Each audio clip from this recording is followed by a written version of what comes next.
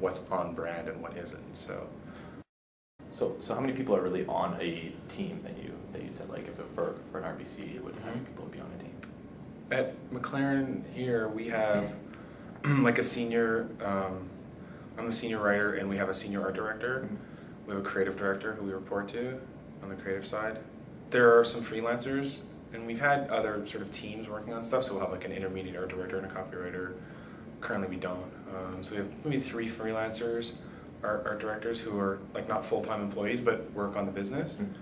And then on the account side, we'll probably have about 6 to 8 people, servicing, the clients, as well as a couple media people, a production guy.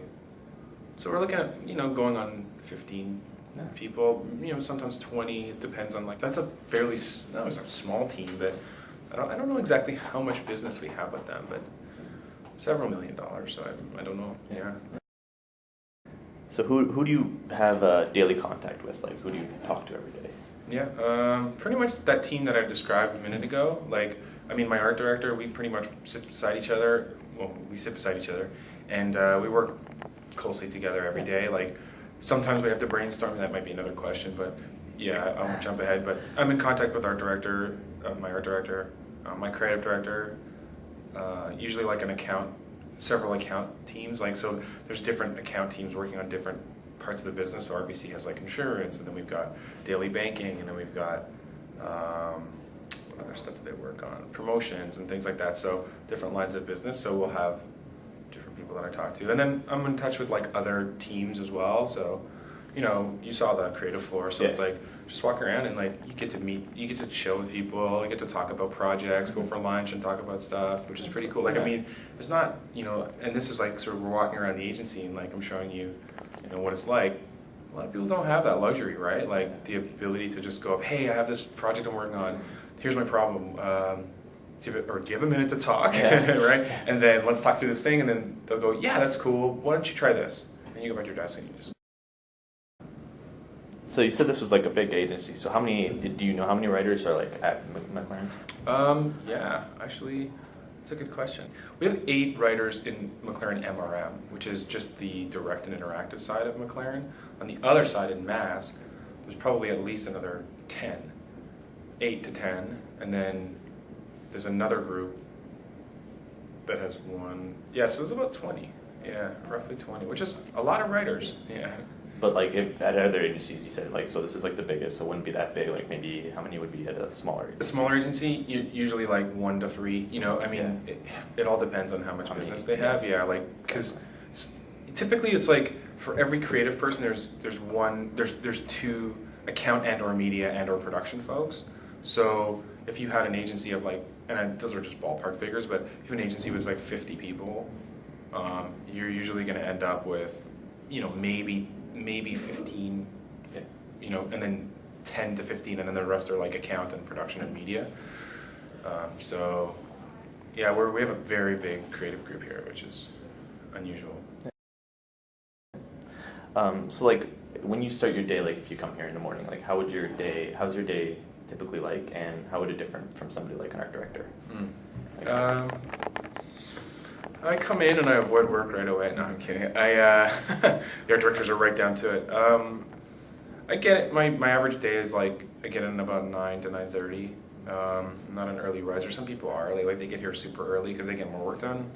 It's kind of flexible, it's work hours are 9 to 5. Yeah. Technically, but they work a lot longer sometimes. Yeah. This is not an industry for people who are looking for 9 to 5.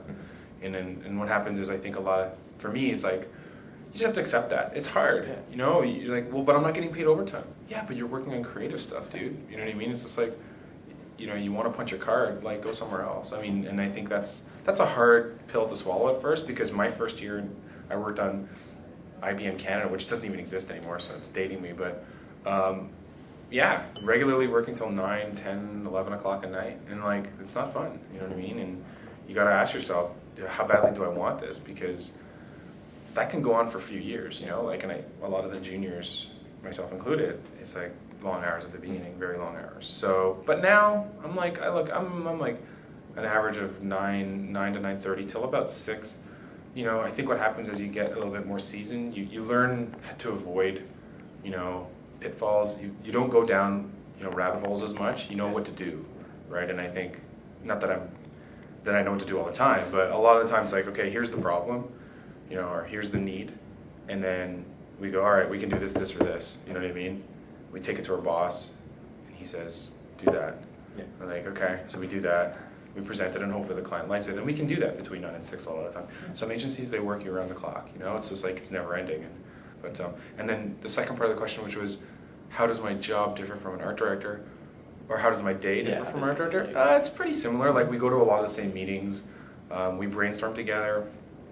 And, but when it comes down to like the actual work, like we actually sit down and craft the work, we can, again, be talking together. I'm like, hey, what do you think about this like headline? Was that going to work with your visual and stuff? So it's still quite collaborative, but in the end, like, he's doing his, he's making it look good, and I'm making it sound good, and that's the key sort of difference. And I'll put the headphones on, so will he sometimes, and that's like sort of, you see different teams work different ways. You know, some teams are like sort of always together, and then other teams kind of like, they go away, they come together, they go away, they come together. So, but we're pretty much in the same place a lot of the time.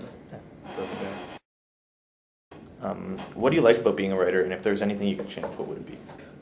I like the creative challenge. Like, personally, I like writing headlines, and I think, and I still think, no matter where you go, whether you're in the subway looking at a movie poster, to an ad for bank accounts, like, headlines kind of still sell, do a lot of the heavy lifting and selling, and I like doing that. If I could change anything about being a writer, we should have more power, the writers. Yeah. You know, like, I think a lot of times writers believed themselves to be like the smartest people in the room. I would never make that claim, but I think what happens is, you know, our ideas don't always win out, and I think that might segue into I'm like sort of not answering the question, but, you know, how do I work on a team of up to 10 people, feeling like my input is as important or more than others, and not getting my ideas heard like that? What aspects of the job really wanted to make you be a writer? You know, glamour, rock and roll. When I first got into it, I had an idea of what it was, and it wasn't too different. There's partying, there's fun, there's all of those things that come in a creative industry, but I also was attracted to, like, being a creative professional, you know, like, it's not exactly what I thought it was. It's work, but I think for the most part, it's fulfilled. You know, like, it's been fun. You know, so and it's challenging, and it's changing, which is good, right? Like, it's not the kind of a job where it's the same thing every week. It's actually quite different every week. So I guess the variety of challenges was what attracted me to. So how do you brainstorm? How do I brainstorm? I whiteboard a lot of stuff, so it's basically one person takes notes, and it doesn't have to be the writer. It can be whoever's got a pen handy, and we just start throwing stuff up on the wall. Like, sometimes it's a little bit more structured, where we'll kind of like write down like the creative problem and some of the elements from the brief, and that's where we'll start. Like, what is it, the one thing that we're trying to say? And then from there, again, some people just haphazardly kind of throw stuff up on the board and see where it takes us. Yeah. Some art directors that I've worked with, we've got like more of a kind of way of brainstorming, and there's lots of books on creative process I can recommend to you. I probably won't get into them now, but to show you that there are ways of kind of actually coming up with ideas, because push past like what you think might work, or might be like, oh, can we even show this to the client? But again, that's a whole process conversation, and it's interesting, but it's like a half an hour, so I don't know if we want to spend that much time on it. But there's the basic one is to, you know, just throw stuff up on the board and start putting things together. For a writer, once we come up with ideas, then I'll sort of take that away and start like actually writing lines. But I try not to like write lines or headlines in the brainstorm. So that's sort of a quick overview.